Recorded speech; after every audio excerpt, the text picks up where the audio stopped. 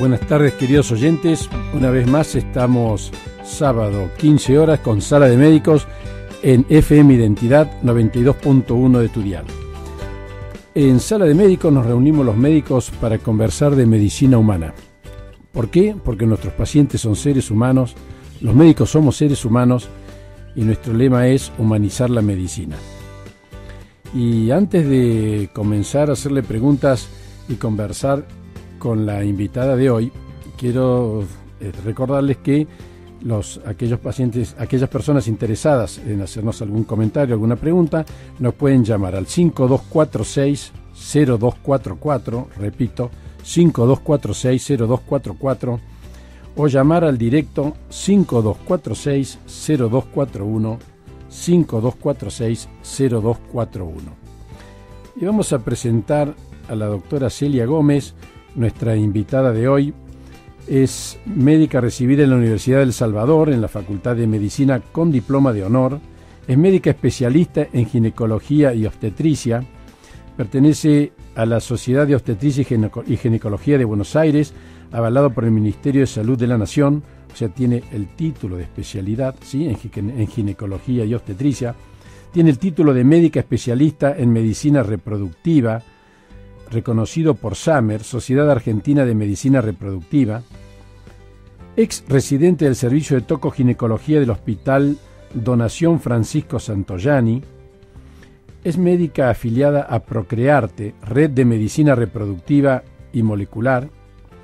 Ex Fellowship en Medicina Reproductiva de Procrearte, Red de Medicina Reproductiva y Molecular. Es médica del equipo de fertilidad Trinidad San Isidro. Es socia fundadora de Maternity Bank, es un banco de óvulos para maternidad diferida, y es secretaria del curso superior bianual de Medicina Reproductiva de la Sociedad Argentina de Medicina Reproductiva.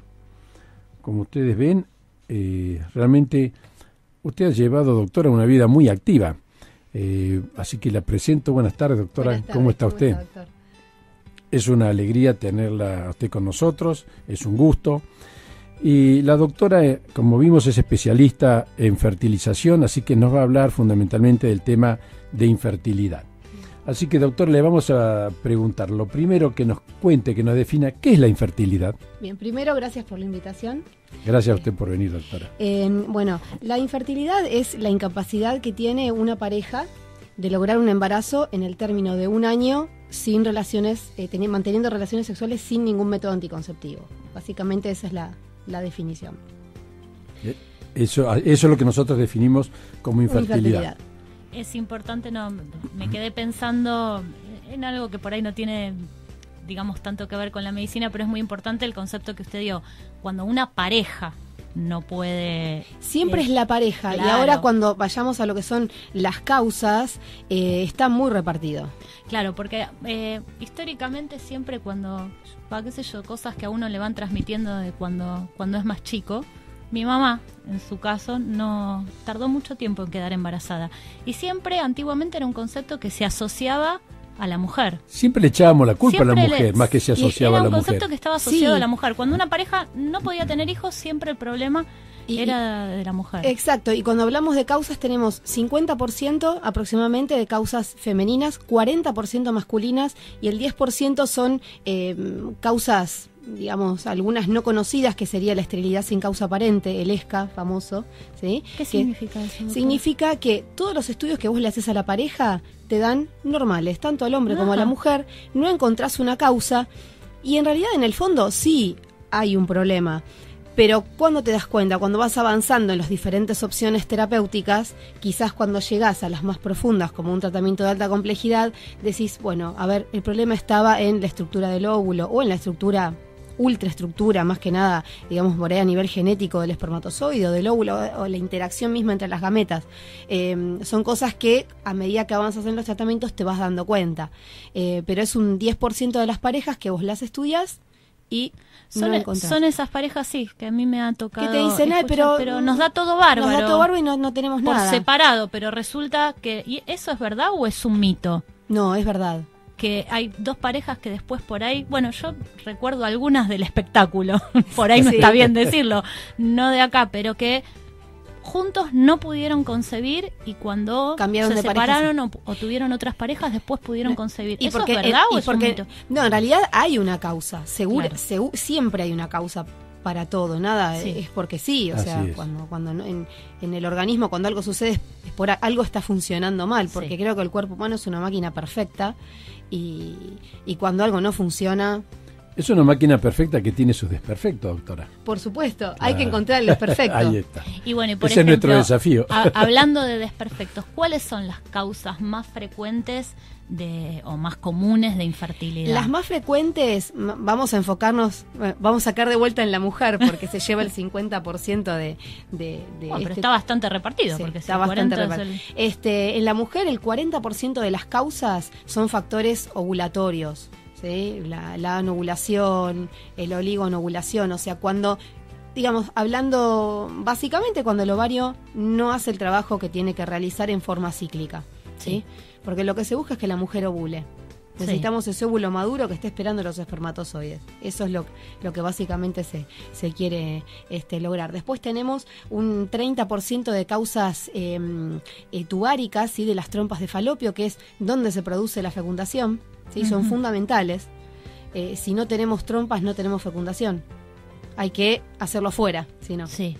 O sea, con una fertilización in vitro. Es la pequeña incubadora de los primeros días de nuestro organismo está en las trompas. Después el resto son factores endocrinos, factores uterinos, vamos. ¿Y hay alguno de todos estos factores que sea el más importante o el más determinante? Y el más determinante depende en realidad de cada paciente, pero yo creo que el factor ovárico es el más importante. O sea, la El mayoría factor de ovulatorio. las mujeres que consultan en Después general... tenemos un 10% de endometriosis. ¿Sí? La endometriosis es una patología Claro, muy, explíquenos un poquito qué es la endometriosis. muy frecuente. La endometriosis es la presencia de tejido endometrial, que es la capita de adentro del útero, presente en otro lugar que no sea ese. Salió de dentro del útero y se implantó en otro lugar. ¿Y eso qué le provoca a la mujer? ¿Qué le provoca a la mujer? Múltiples causas. Ya la endometriosis es una enfermedad que nace con la mujer. Ya está predispuesta para tenerlo durante toda su vida. A veces podés tener endometriosis sin ni saberlo y tener 4 o 5 hijos, tenés endometriosis y no hay ningún tipo de problema. Pero ¿por qué causa infertilidad? Se dice que la calidad del ovocito de la mujer con endometriosis es un poco peor que la de una mujer que no la tiene. La calidad ovocitaria, a nivel de funcionamiento celular. Después causa otros problemas. La mayoría de los endometriomas, ¿sí? De los implantes, o sea, de la presencia de tejido endometrial, son el peritoneo y en el ovario, que es en realidad el endometrioma, ¿sí? La tumoración con benigna, por supuesto, con este contenido adentro. ¿Qué hace el endometrioma? Ocupa lugar en el ovario, suele tener como consecuencia que son pacientes que son operadas por esto, y cuando se hace una cirugía y tocas el ovario, disminuís la reserva ovárica, que después voy a charlar un poquito lo que es la reserva ovárica. Siempre que tocamos el ovario es como un tesoro, ¿sí? Cuando metes la mano siempre te llevas algo, aparte lo que quieras sacar. O sea, siempre hay algo de más. Siempre deja alguna secuela eso. Siempre deja secuela porque es algo muy, muy delicado. Claro, y después los implantes en el peritoneo, ¿sí? Que para que lo sepa la gente es como la telita que recubre todas las vísceras de nuestro abdomen. Hay lo que se llaman implantes peritoneales, que son pequeños foquitos de endometriosis que cuando la mujer menstrua se activan, o es como si menstruaran todos los meses, y van generando adherencias. Esas adherencias, que por eso las mujeres de endometriosis se quejan de dolores menstruales fuertes, porque cuando el útero se contrae, duele, y cuando está pegado con otras cosas, duele más. Porque en realidad los ovarios, uno dice, ay, me duelen los ovarios, pero los ovarios no duelen. No tienen inervación sensitiva. Lo que duele es el útero cuando se contrae. Eso es lo que duele la menstruación. Entonces esos implantes peritoneales pegotean las trompas, que las trompas cuando tienen que ir a buscar al óvulo, cuando el ovario está ovulando, no lo pueden hacer porque están atadas a la adherencia. Claro. Entonces, bueno, es un factor bastante importante. Las adherencias son pegoteos. Pegoteos, ¿sí? Entre los diferentes tejidos. Exacto. Como cualquier lastimadura. Exacto. Ahora, que uno se hace en el cuerpo. Escuchándola a usted me doy cuenta de que entonces no es tarea fácil quedar embarazada. Por supuesto que no. Es una tarea muy complicada. En realidad, a ver, se dice que el 50% de las mujeres que no tienen, de las mujeres, o sea, de las parejas que no tienen ningún problema reproductivo, quedan embarazadas en los primeros 2-3 meses, y el 80-90%, o sea, siempre teniendo relaciones sin protección en los primeros 6 meses. Las parejas que no tienen ningún problema. Y entonces, por ejemplo, si hay alguna oyente que en este momento se está preguntando, ¿uno tiene que esperar un año para hacer la consulta porque usted nos definió al principio? ¿O eso es variable? No, es variable, todo depende de la edad de la paciente y de ciertas patologías que pueda tener la paciente, o que cuando vienen a la consulta uno puede llamarle la atención ciertas cosas. Se dice que la paciente menor de 35 años, sin ningún otro factor, podés esperar un año para estudiarla, y la mujer mayor de 35 años o menor a 35 años con patologías como endometriosis o que tuvo antecedentes de enfermedades inflamatorias pelvianas. ¿Qué es esto? Bichitos que se meten en el útero, hacen inflamaciones importantes, infecciones, y eso genera nuevamente estas adherencias famosas que estábamos hablando, o colecciones de líquido en las trompas, ¿sí? Que no favorece obviamente la fertilidad. Claro, ¿sí? O trastornos de la ovulación, pacientes con por ejemplo, síndrome de ovario poliquístico, que es una patología anovulatoria muy frecuente, que se acompaña de todo un síndrome metabólico particular. Son pacientes que uno no puede decir y esperar un año, por más que tengan menos de 35. Entonces, Claro, porque como que la patología ya está instalada. Menor de 35, si no tenés nada, puedes esperar un año. Ahora, mayor de 35... a los 6 meses te tenés que estudiar, a los 6 meses que no pasó nada te tenés que estudiar, y si tenés menos de 35 con cualquiera de estas patologías, creo que amerita un estudio. ¿Y usted en su especialidad estudia y trata tanto al hombre como a la mujer, o el hombre se trata con el urólogo? ¿Cómo es eso? En realidad, a ver, uno estudia a la pareja. Cuando uno pide los estudios para hacer el diagnóstico, los pedís en paralelo. Porque lo más importante, o sea, la tarea del médico especialista en medicina reproductiva es estudiar, encontrar la causa de infertilidad y brindar el tratamiento adecuado a la paciente según la patología que tenga en el menor tiempo posible. Claro, para llegar a una fecundación, que es lo que se busca. Exacto. Porque las dos causas más importantes que tenemos en todo esto es la edad de la mujer, que es lo que más corre y lo que más preocupa. De vuelta vamos a sacar en lo de reserva ovárica. Esa no la podemos detener, doctora. No se sigue puede. Su ciclo eso. Es un problema. Sigue su ciclo. Y el tiempo de evolución de la infertilidad. Esas son las dos cosas más importantes. Entonces eso al especialista no se le debe escapar. Pero entonces, a ver, si yo entendí bien, o si no, explíquemelo usted. A usted lo consulta una señora porque no queda embarazada. Una pareja porque no queda embarazada. ¿Se le piden estudios a la mujer y al varón? Sí, ¿O a la mujer y al varón en paralelo. En paralelo. Ahí vamos. Cuando se detecta algún problema en el hombre, por ejemplo, ¿lo sigue estudiando usted o ese hombre pasa al urólogo? No, depende del problema. O sea, hay ciertos problemas que uno puede pedir. O sea, yo suelo siempre tener la colaboración de algún médico andrólogo, urólogo. Si el andrólogo es como el ginecólogo del hombre, claro, una cosa así. Para siempre decir, bueno, yo te pido los estudios, aparte de un espermograma, que es el estudio más básico, le pido más estudios según con la patología que venga el espermograma, que nunca un espermograma es definitorio, siempre se deben pedir 2, con un tiempo prudencial de diferencia. ¿Y qué es un espermograma? A ver, en cortitas palabras. Es un análisis del semen. ¿Sí? Lo que se valora más que nada, los factores más importantes son el volumen, la concentración, o sea, el volumen de la muestra, la concentración de espermatozoides por mililitro, la motilidad, la morfología. ¿Sí? Claro. Si hay presencia exagerada de glóbulos blancos o no, me puede hablar de que puede haber una infección. Claro. Entonces, uno de acuerdo a eso pide ese estudio. Si viene patológico podemos agregar algunos, y yo lo que suelo hacer personalmente es, con todo eso, lo envío a un colega de confianza que lo evalúe y me quedo más tranquila. Claro. ¿Usted no lo sigue a un varón? No, si hay alguna patología concomitante, no. No. ¿Eso es así siempre o cada uno tiene una conducta distinta?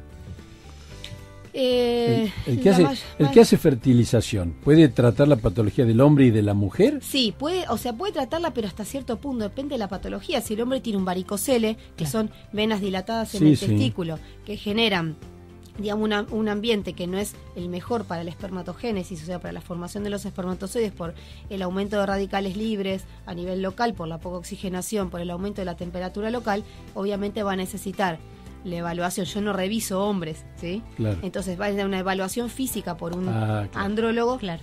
Sí, cuando le lleva el ecodoppler testicular y de vasos espermáticos, eso yo lo pido, pero después ya lo evalúa el andrólogo. Y si se tiene que operar. ¿Quiere decir que usted trabaja integrada en un equipo de fertilización? Exacto. Ahora, si el hombre no tiene nada, obviamente no. Y hay ciertas cosas que sí, que yo las puedo manejar. ¿Por qué? Porque cuando...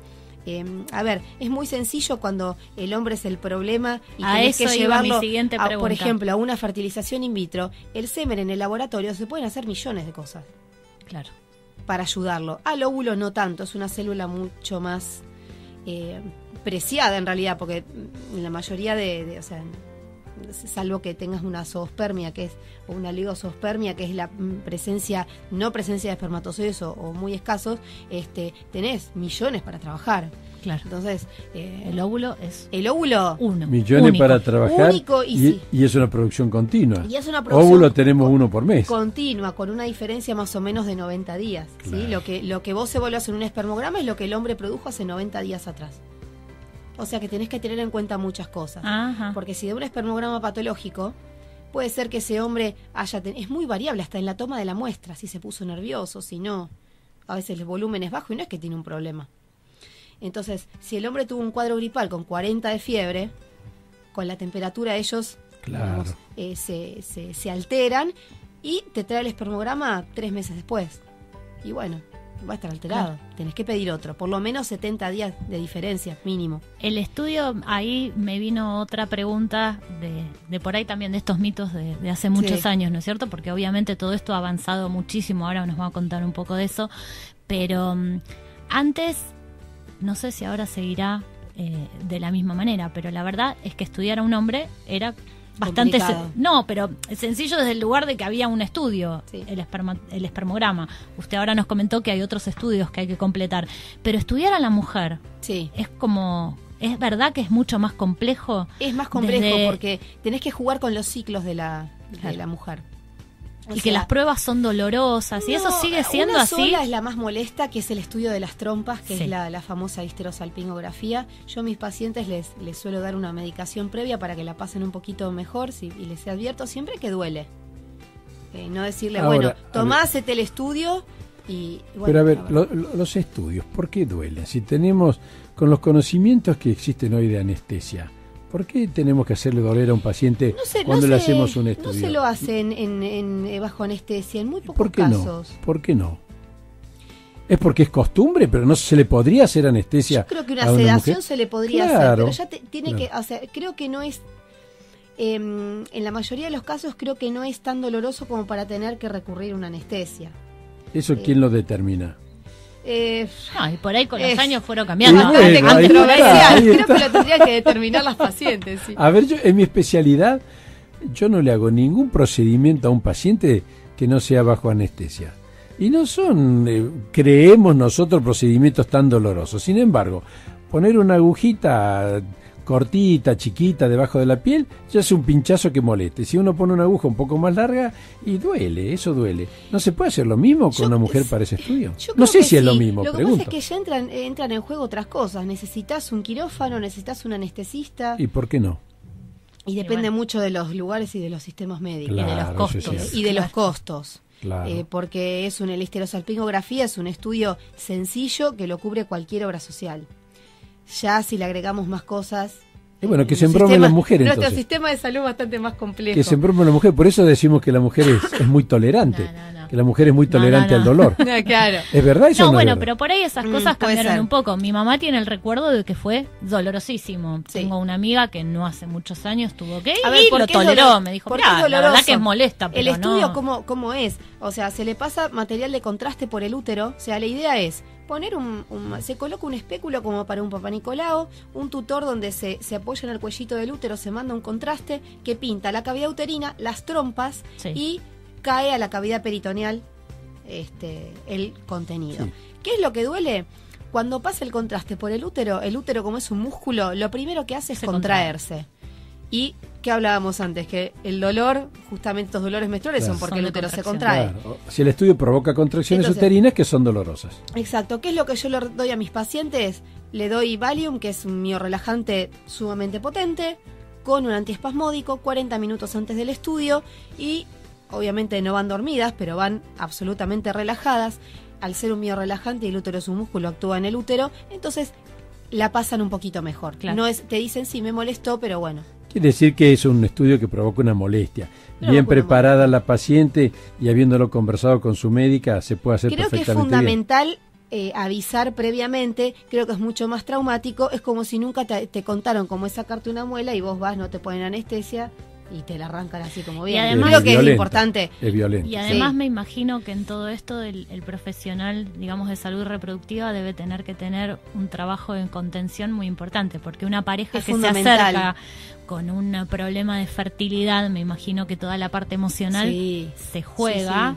Sí, Juega mucho las emociones, uno hace un poco de entonces- psicólogo durante todo el tratamiento Claro. y todo el estudio previo. Las emociones acompañan al ser humano desde que nace hasta que muere, doctora. Sí, ¿O no? Sí, por supuesto. En todos los aspectos de nuestra vida. Yo le- por supuesto. Totalmente. Yo le quería preguntar un poco por la tendencia mundial en la fertilidad, porque a mí me pasa, sin tener conocimientos de estadística ni de fertilidad, de que en el ámbito donde me manejo, escucho cada vez más parejas profesionales, jóvenes, por ahí, no jóvenes de 27, 28 años, pero parejas jóvenes entre los 30 y los 38 años, que tienen problemas para concebir un hijo. ¿Esto es verdad? ¿Está en Sí, aumento? Está en aumento la infertilidad, más que nada en los países desarrollados. En los Sé que países desarrollados. cuanto más alfabetizada está la población, más índice de infertilidad hay. ¿Por qué? Porque la educación es mayor, entonces tenés mucho más acceso a todo lo que son métodos anticonceptivos en forma más temprana y fundamentalmente la mujer es la que se está desarrollando tanto, igual o en algunos casos más que el hombre. Entonces, ¿qué hace? Termina el colegio, se mete en la facultad, después arranca su carrera profesional y posterga la maternidad. Entonces, como lo más importante el factor más importante en todo esto es la edad de la mujer. ¿Por qué?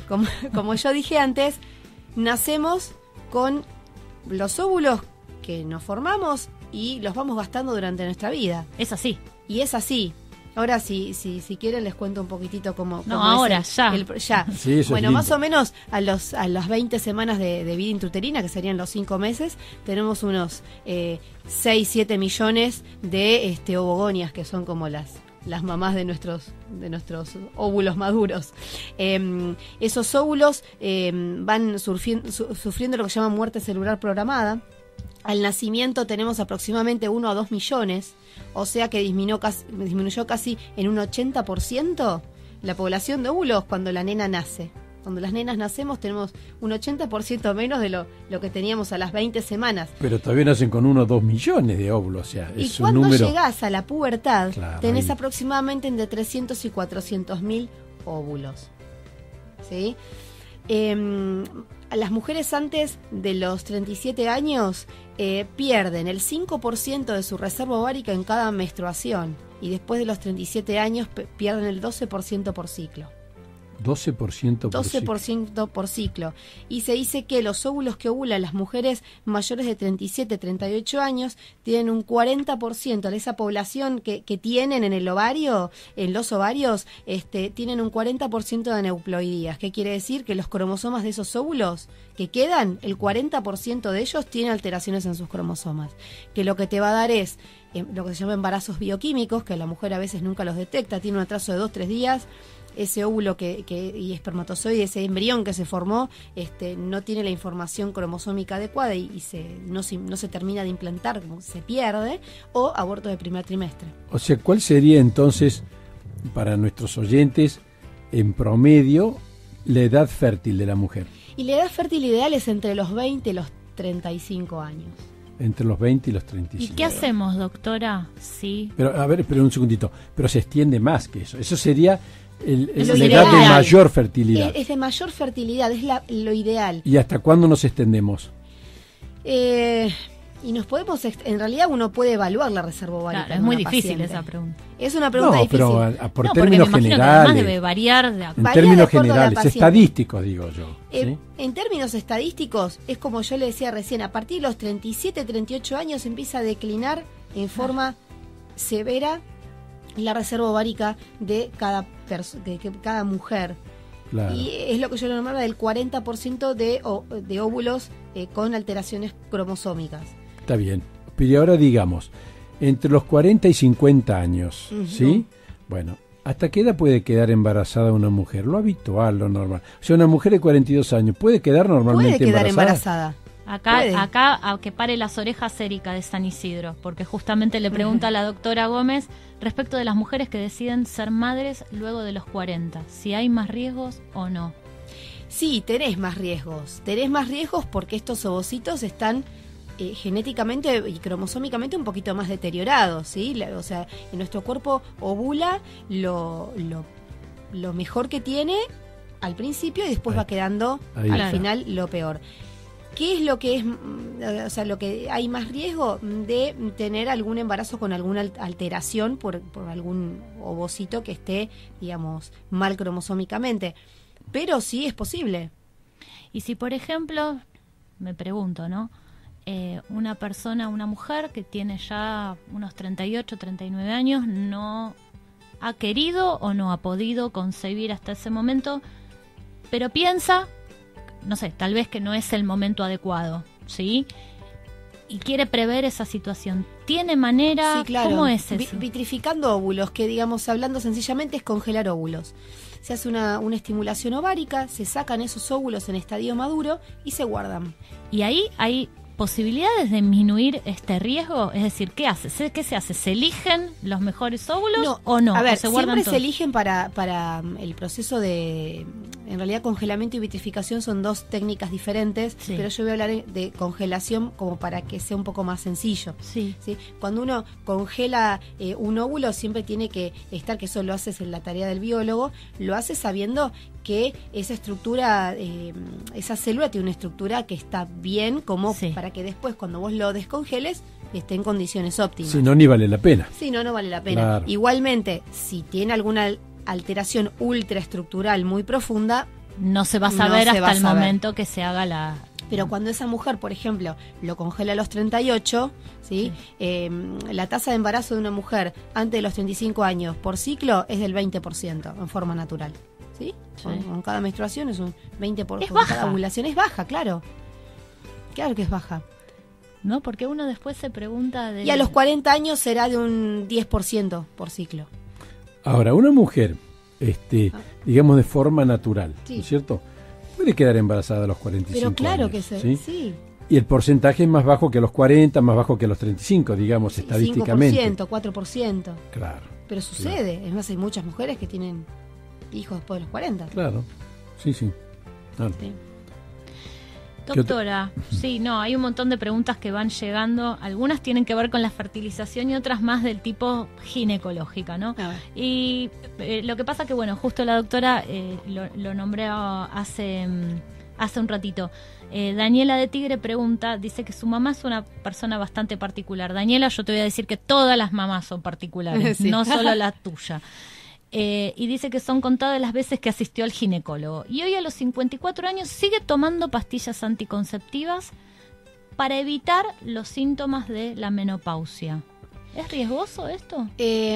A ver, yo creo que no es recomendable. ¿Por qué? Porque si bien, a ver, todo este mito de que los anticonceptivos traen cáncer y demás, a ver, creo que es algo un poco pasado de moda, ¿sí? Claro. Si bien hay ciertas patologías oncológicas que no aconsejás tomar un cáncer de mama, no vas a aconsejar a la paciente que toma anticonceptivos, porque si tiene receptores hormonales positivos, claro, le estás dando de por comer. Eso siempre guiado por el profesional. A la patología, esto, ¿no? exacto. Pero cuando entras en la edad, digamos, perimenopáusica, sí, si vos tomás anticonceptivos, estás tapando absolutamente la función del ovario. Entonces nunca vas a saber cuándo es tu momento o no. Claro. Creo que la menopausia es un proceso natural en todas las mujeres y que hay que pasarlo. Hay que pasarlo, hay que hacer o sea, cuando se produce la menopausia, hay ciertos estudios que hay que hacer, estudiar los huesos, aparecen otros factores de riesgo con la declinación de los estrógenos, ¿sí? Entonces, creo que es bueno no tener ningún componente hormonal encima como para tapar este proceso natural. Y doctora, le hago una pregunta, porque acá hay otra pregunta de otro oyente que pregunta si por periodos largos, o sea, si ya que estamos hablando de los anticonceptivos, si puede a una mujer que toma, por ejemplo, anticonceptivos durante 4, 5, 6, 10 años, ¿eso le puede traer después alteraciones en la fertilidad? No, normalmente lo que sucede es que son mujeres que están tomando, por ejemplo, las mujeres que tienen anovulaciones por ciertos trastornos metabólicos de la mujer, ¿sí? Ciertas patologías.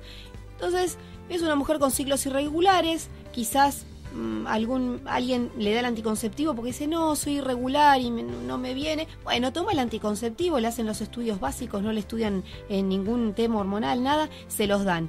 Entonces, el anticonceptivo tapa absolutamente todo, porque son estrógenos y progesterona que te hacen funcionar el útero, el ovario queda completamente en off y funcionás por lo que tomás. Ahora, pero después, cuando esa mujer cuando se lo sacás, aflora la patología nuevamente. Claro. Es lógico. Entonces claro. ahí... Pero digamos, en ese caso, ¿el ovario se preservó? O sea, esos óvulos que quedaron ahí guardados. Esa es mi pregunta. El proceso de reclutamiento, que es, o sea, reclutamiento es la llamada al trabajo que hace nuestra hipófisis a través de hormonas, el llamado al trabajo de los óvulos, ¿sí? Después se produce una selección, que ahí se selecciona el óvulo que va a ser el elegido y el resto se muere. El reclutamiento y después esta muerte celular que sigue, no lo evitas. El anticonceptivo no lo inhibe. Los óvulos que tienen que morir tienen su muerte celular programada. Independientemente de la... No los puedo guardar, claro. Independientemente de que inhibas la ovulación, que es el objetivo del anticonceptivo. Que actúa a nivel de hipófisis, ¿no? Por supuesto. Bueno, ¿no? Hay muchas preguntas iguales. Casi todas las mujeres preguntan qué pasa después de los 40. Y esto, coinciden las preguntas de las oyentes con el embarazo después de los 40. Son más de una. Y bueno, un poco debe ser esto que nos mencionaba al principio, ¿no? De que las edades se fueron estirando. Exacto. Y cada vez somos mamás a edades más tardías. Claro, yo la mayoría de las consultas que tengo son de pacientes que rondan entre los 38 y los 40. Ahí cuando más consultan. Sí, cuando más consultan. También claro, cuando más pero hay esperanzas, digamos. Pero por supuesto que sí, claro que sí. Son menos las chances. Porque reproductivamente no somos súper fértiles. No somos como, qué sé yo, como el resto de los animales. Como las conejas. Exactamente, o como los perritos, los gatitos. No. O sea, nuestra chance por ciclo es del 20% estando 0 kilómetros. Claro, lo que pasa es que la mujer antes de los 38 años, o 37 o 39, no voy a poner un número exacto, pero más o menos hasta esa edad, no se preocupa mucho porque da por hecho que ella es fértil y que se va a poder embarazar. Ya cuando llega a esa edad y no ha sido mamá, creo que ahí comienza un poco la preocupación, ¿no? Y sí. Es un poco también depende de un aspecto psicológico, emocional, no solamente biológico, orgánico. Claro, acá lo fundamental es la calidad del óvulo por la edad de la mujer. Claro. Por eso el factor más importante de la pareja que sufre de infertilidad es la edad de la mujer. Salvo patologías masculinas muy severas, ¿no? Que hayan tenido algún antecedente muy grande. Pero la edad de la mujer es fundamental. Y a veces lo que sucede y que es a veces un tema de que van a un médico, van a otro, se piden estudios innecesarios, los pacientes pierden mucho tiempo, entonces por ahí llegan a la consulta y te dicen, no, porque hace 8 años que buscamos. 8 años. 7 años, 5 años. ¿Y qué pasó? Nadie les hizo nada. Si a la mujer vos la estudiás en 2 ciclos, con 2 menstruaciones tenés que estudiar todo, salvo que haya alguna cosa más severa que surja dentro de los estudios básicos. Pero el estudio básico es entre el espermograma del hombre, que larga en paralelo con la mujer, y la mujer son 2 meses como mucho. Con lo cual, digamos, acá la principal, digamos, pauta a tener en cuenta es no perder no perder tiempo. Exacto. Porque después, suponete, vos te viene una paciente que tiene un factor en las trompas. Por ejemplo, tiene una obstrucción de ambas trompas.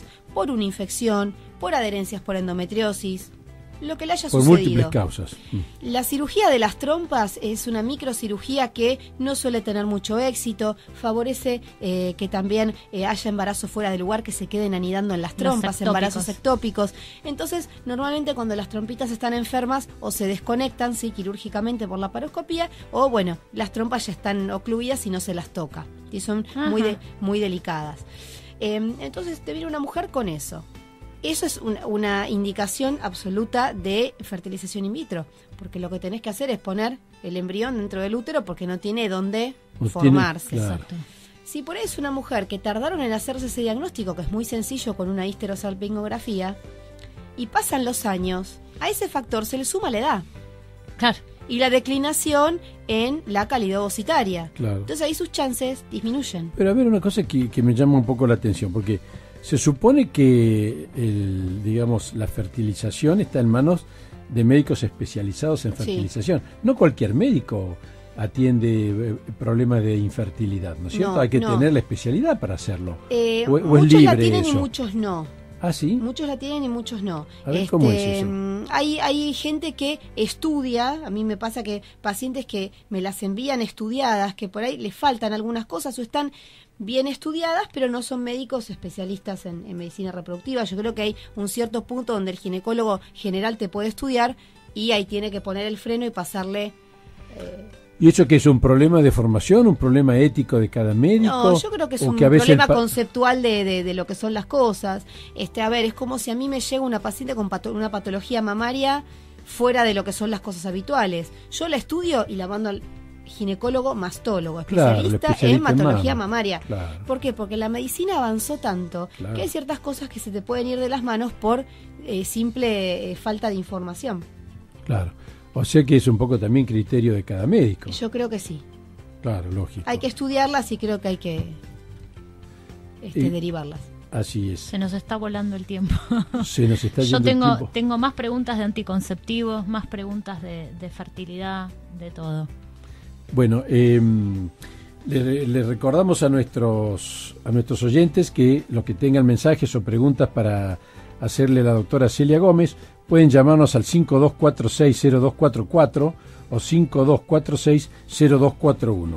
Vamos a un intermedio y volvemos enseguida con nuestra invitada de hoy, la doctora Celia Gómez, especialista en fertilización. Hasta las 16, Sala de Médicos, con el doctor Aníbal Granchard. Espacio publicitario. Tendencia, estilo, Cugini Fab, imagen, vanguardia, Cugini Fab, una marca registrada, hombre-mujer, Cugini Fab, Lima 83, www.cugini.com. La peluquería. Pensando en mis pies, te vi de roca sin renacer, fui a tu peña como a un gospel. Una nueva fortaleza se alza en Tilcara, a los pies del Río Grande. Más allá la magia del Pucará. Posada Tampumayo, las estrellas más cerca tuyo. www.tamayo.com.ar. Un lugar muy cerca del cielo. Tilcara te espera más cerca del cielo. Tilcara te espera más cerca del cielo.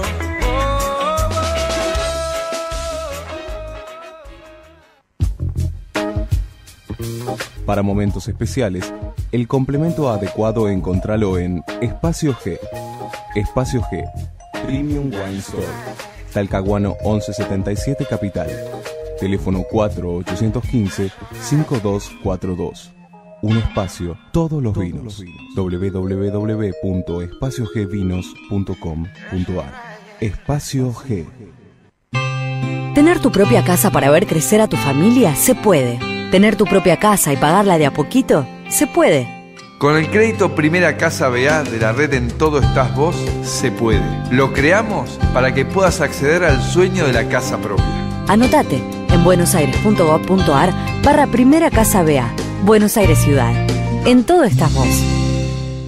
Laura Di Marco presenta su nuevo libro, Cristina Fernández, la verdadera historia. Una biografía íntima de la mujer más poderosa del país. Todos los secretos mejor guardados de la presidenta, como nunca nadie los reveló. Encontrá Cristina Fernández, la verdadera historia en todas las librerías del país. Publica Sudamericana. Fin. Espacio publicitario. Amigas y amigos, en esta ocasión es para un llamado a la solidaridad de ustedes, ¿no es cierto? Tenemos un compañero con su papá que lo están por operar, un doble bypass. Estamos hablando de Luis Gasulla. Le estamos pidiendo a los que puedan donar sangre, acercarse a la Fundación Independencia. Está ubicada en Sarandí 748. Esto es de lunes a sábado, de 7:30 a 12, en ayuno de 8 horas. Les doy el teléfono, es 4943-0171. Tienen que ir con documento de identidad y obviamente informar que es para el paciente Luis Alberto Gasulla, papá de nuestro compañero. Desde ya, amigas y amigos, muchísimas gracias. Reiteramos, es en la Fundación Independencia, ubicada en Sarandí 748, de lunes a sábado, de 7:30 a 12, en ayuno de 8 horas. Hay que avisar que es para el paciente Luis Alberto Gasulla. Desde ya, amigas y amigos, muchísimas gracias. Hola, soy Gustavo Mura. Todos los domingos a las 6 de la tarde, voy a estar con Cuando cae la tarde, cae el sol. El cae la tarde de siempre, nada más que ahora sin censura. Aquí, en FM Identidad 92.1. Política, información general, espectáculos, economía, deportes. Todo lo que el cae la tarde siempre te dio, pero ahora en libertad. ¿Nos vamos o nos quedamos? ¡Vamos ya! ¡Vamos! ¿Pero de verdad? Sarandonga, nos vamos a comer. Sarandonga, llévalo con bacalao. Sarandonga, ya en lo alto del puerto. Sarandonga, que mañana es domingo. Sarandonga, Sarandonga, Sarandonga, Sarandonga, yo llamé cantar cuando yo tenía dinero. Me llamaban Don Tomás cuando yo tenía dinero. Me llamaban Don Tomás, como ahora ya no lo tengo. Ay, me llaman Tomás Tamás. Sarandonga y no va.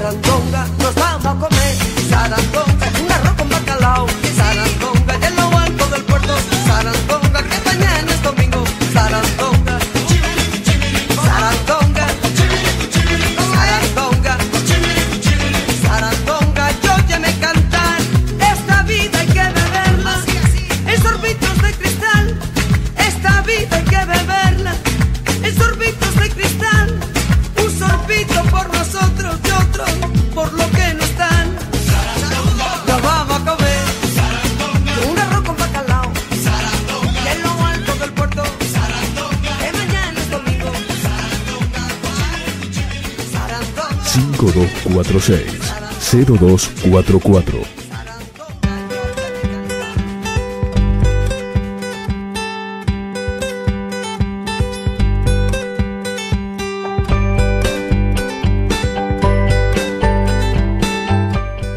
Como le decía, doctora, al comenzar el programa, su presencia, le dije que iba a llamar mucho la atención y que iba a despertar mucho interés, y es así. Seguimos recibiendo muchas preguntas. Aquí la doctora Erario le va a hacer algunas preguntas que recibimos de nuestros oyentes. Sí, acá una oyente, Romina de Floresta, pregunta sobre los dolores menstruales, que cómo diferencia. Dice que hay meses que ni se da cuenta, a mí me pasa también eso, y otros meses que está de rodilla en el piso. ¿A qué puede deberse tanta diferencia entre un ciclo y otro de los dolores de ovario? A ver, lo que podría ser es, lo que se postula es que en cada menstruación, o sea, todo es producto de un folículo que se ovuló. Ese folículo, cuando crece, secreta estrógenos, y de acuerdo al tenor de estrógenos que secrete, va a engordar la capita dentro del útero, que es el endometrio. O sea, lo que haría el folículo es generar estrógenos, generar una camita para anidar un embarazo. Sí. Entonces, seguro el tenor de estrógenos que tenga, así va a ser ¿Es para preocuparse de esto o no? De gorda esa capa, y cuando el útero tenga que sacar la sangre que tiene adentro, si tiene mayor grosor del endometrio, le va a costar más y va a doler más. Son distintas maneras de expresarse de la fisiología, que es absolutamente normal. Y de las mujeres, que es exacto, bastante complejo. Lo que pasa es que el dolor no es normal, claro, ni nos gusta. Pasa es que si todos los ciclos duele, te tomás un ibuprofeno o algún antiespasmódico y no calma, bueno, por ahí amerita una consulta.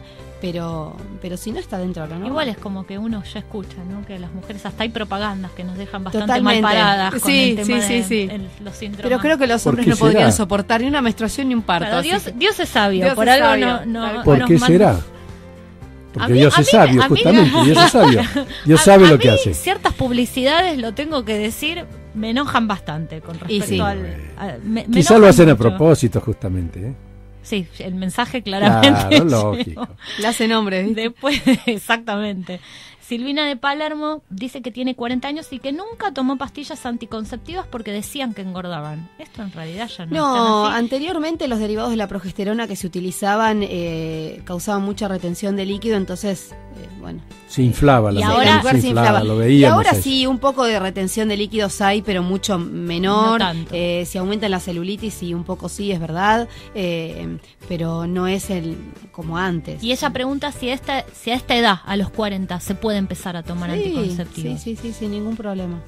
Siempre con los estudios básicos hechos ya a los 40 años, mínimo una mamografía, un examen mamario, ecografía mamaria. Claro, no es a libre demanda, no es que ella va a la farmacia y me lo compra. Exacto, tiene que siempre ser indicada. Controlada e indicado por un médico. Es que nada debiera ser voy a la farmacia y me lo compro. Y lo que pasa que, exactamente, pero bueno. Ni una aspirina, ni una aspirina. Es verdad, no es lo que ocurre.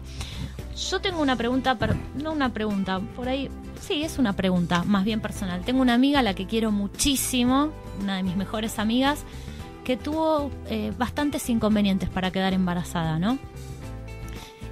Recurrió a muchas instancias que un poco después queremos que nos cuente cuáles son estas instancias que debe recorrer una pareja para finalmente tener un bebé.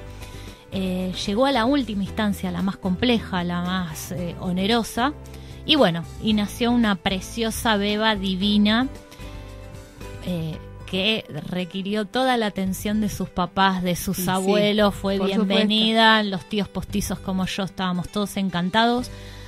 Cuando la gorda tenía 1 año, un día me llama mi amiga y me dice, te tengo que contar algo, pero necesito que te sientes. Me senté y me dijo, estoy embarazada. Sí, por supuesto. ¿Es común esto o es de un mito? Cuando dicen, viste, se compró un perro y quedaron embarazadas. ¿Qué? O sea, depende o sea, en esto de nada es imposible, ¿sí? Salvo que haya algo muy, muy severo, muy determinante. Claro. ¿Sí? Si hay una obstrucción de trompas bilateral, es sumamente difícil. Claro. Pero me atrevería a decir que no es imposible. Tampoco podés jugar con las posibilidades y quedarte esperando porque se te va el tren. Claro. Pero que sucede. ¿Sucede? ¿A usted Sí. le sucedió alguna A vez? mí me sucedió con unos pacientes que estaban para una ovodonación. Ella ¿Qué significa ovodonación, doctora? es cuando los óvulos de la mujer, digamos, ya no pueden ser utilizados o sea, porque depende del perfil hormonal, ya tiene muy poca reserva ovárica, en varios tratamientos fallidos, más que nada por la edad, ¿sí? Sí. Cuando ya tienen, después de los 42, 43 años, es una alternativa que suele estar un poquito ahí más cerca. Sí. Todo depende de la reserva ovárica, volvemos a nombrar, de cada uno. Bueno, una paciente que hizo una ovodonación, ellos se habían anotado en lista para adopción, y cuando se hacen la transferencia embrionaria, estaban esperando el test de embarazo, le dan una nena de 8 meses y se embarazan de mellizos. Así que agrandaron la familia de 2 a 5. No, pero es maravilloso. Es maravilloso, es muy lindo. Bueno, nosotros Muy somos lindo. 5 hermanos. Es una familia de 5 hermanos. Bueno, pero es natural. divertida, es divertida. Pero es divertido, por supuesto.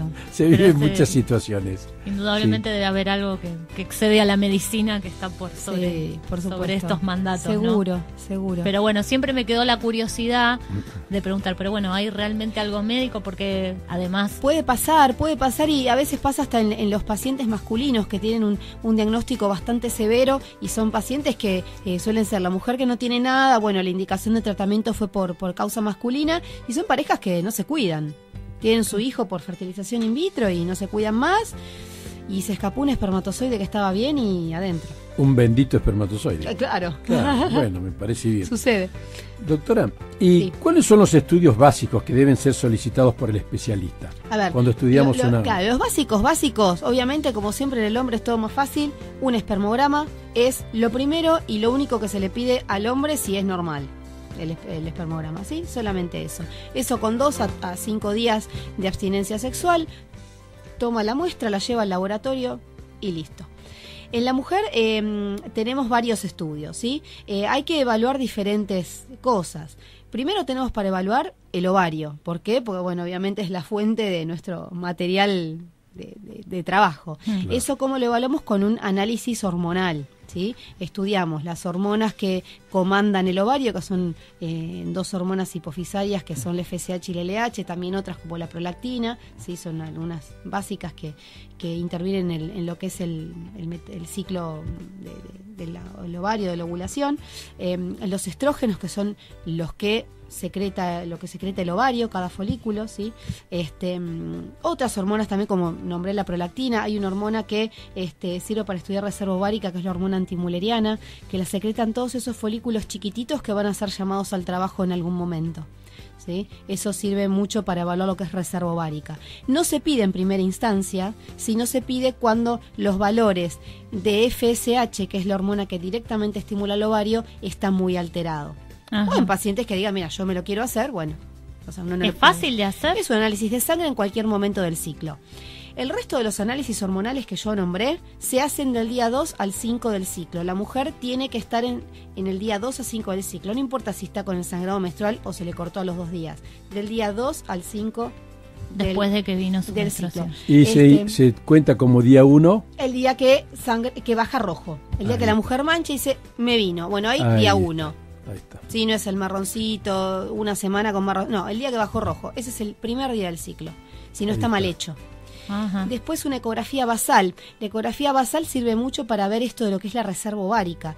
En la ecografía basal es una eco que se hace transvaginal cuando la mujer está menstruando. Ajá. Del día 2 al 5, que a muchas mujeres les resulta incómodo. Yo se lo cuento porque es necesario.